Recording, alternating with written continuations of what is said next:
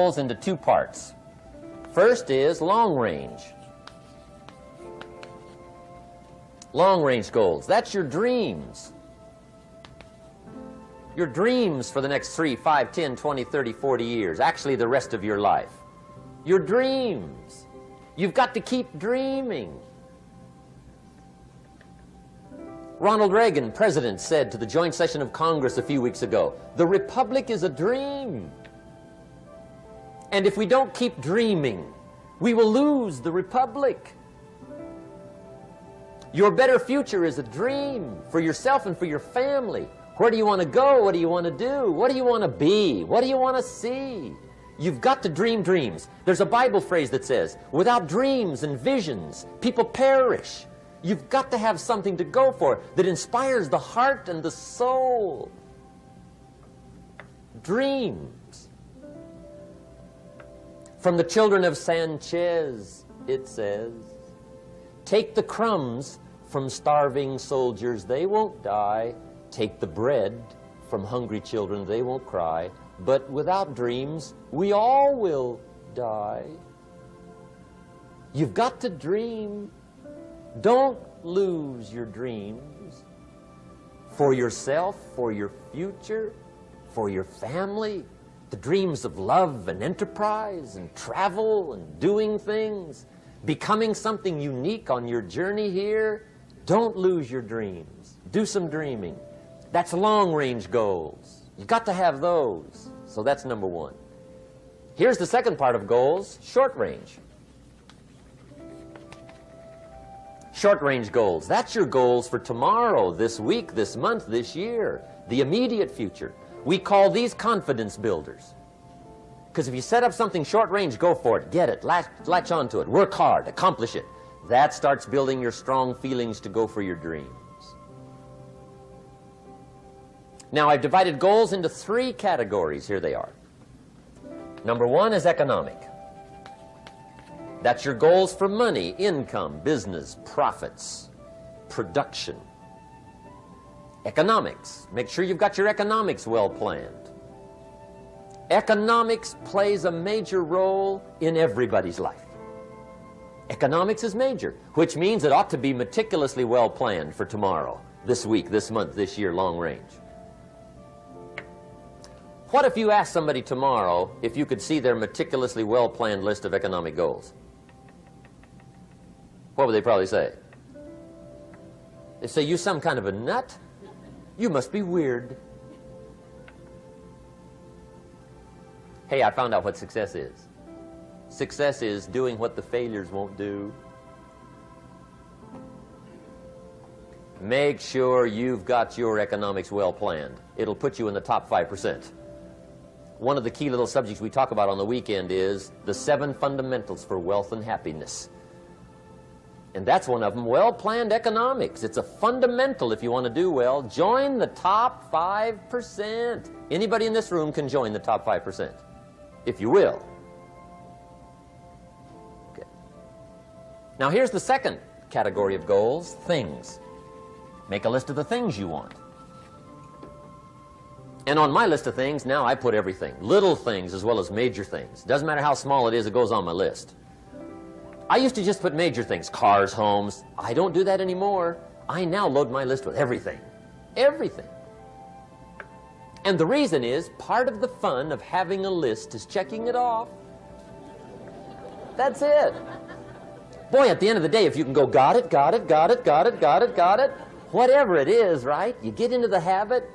So load up your list, the things you want. Now, when you check off something major, celebrate.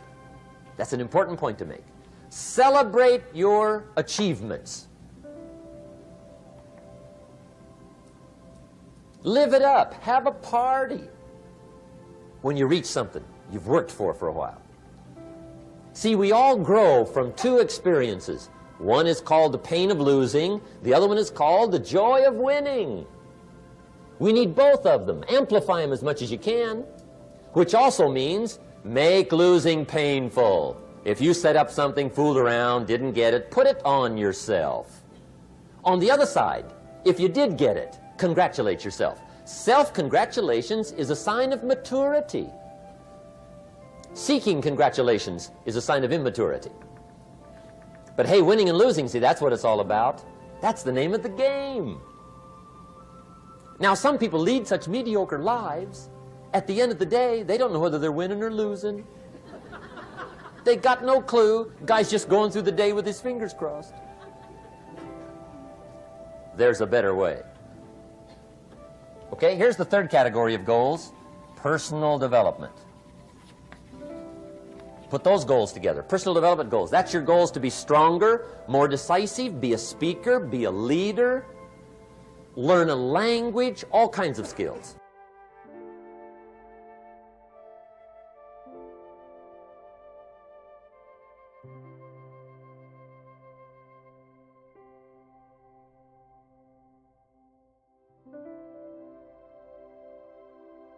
Quite a package to work on. Economics, things, personal development. For tomorrow, this week, this month, this year, long range. Okay? That'll get you started. Now here's the simple formula for setting goals. It goes like this. A, work on your goals.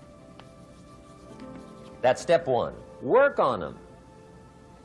And I put the word work there deliberately. Setting goals is plain hard work. I don't want to kid you. We haven't come here tonight to kid each other. It's work. I know it's work. That's why a lot of people just let it slide. It's work. Many people work hard on their job, but they don't work hard on their future. They just let that slide.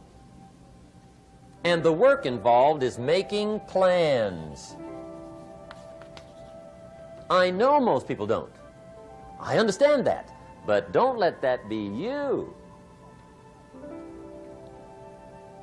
Guy says, well, yeah, you work where I work, but the time you struggle home, it's late.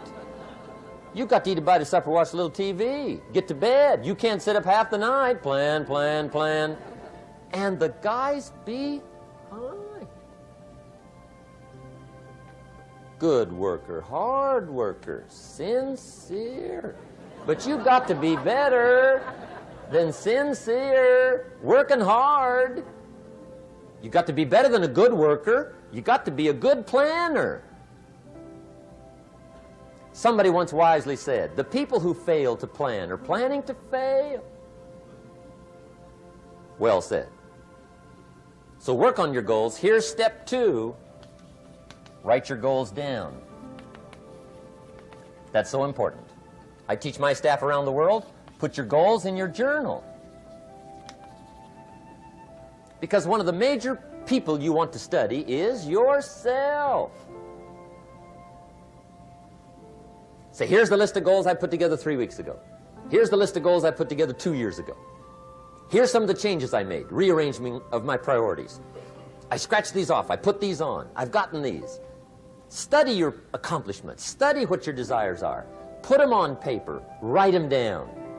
Here's another reason for writing your goals down. It shows you're serious about doing better. And to do better, you gotta get serious. You don't have to be grim, but you must be serious. Everybody hopes things will get better. Everybody hopes.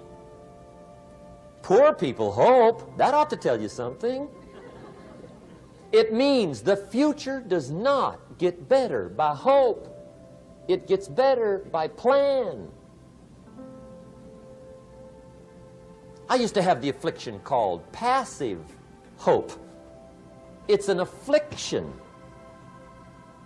It's bad. Probably what's even worse than that is happy hope.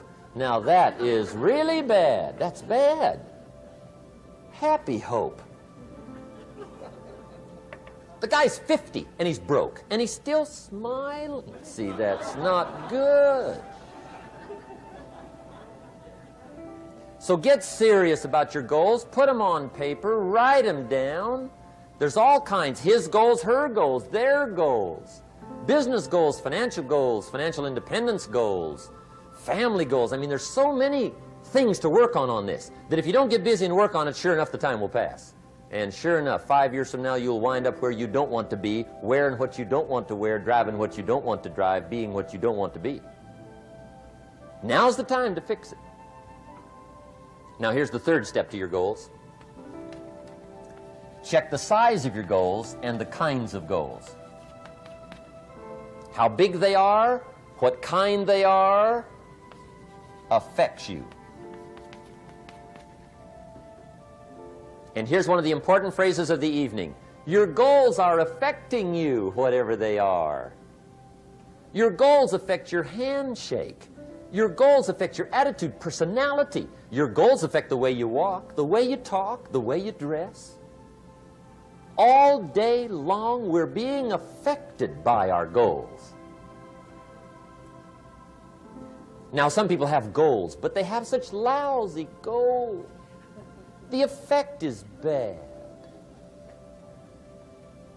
I asked a guy one time, what are your goals for this month? The guy said, look, if I could just scrape up enough money to pay these lousy bills. That was his goal. I'm not saying it isn't a goal. It's a goal, but it's such a lousy goal, the effect is bad. You don't jump out of bed on Monday morning and say, oh boy, another chance to go out and scrape up the money to pay my lousy bills. See, you don't do that. Usually you say, oh, not another Monday.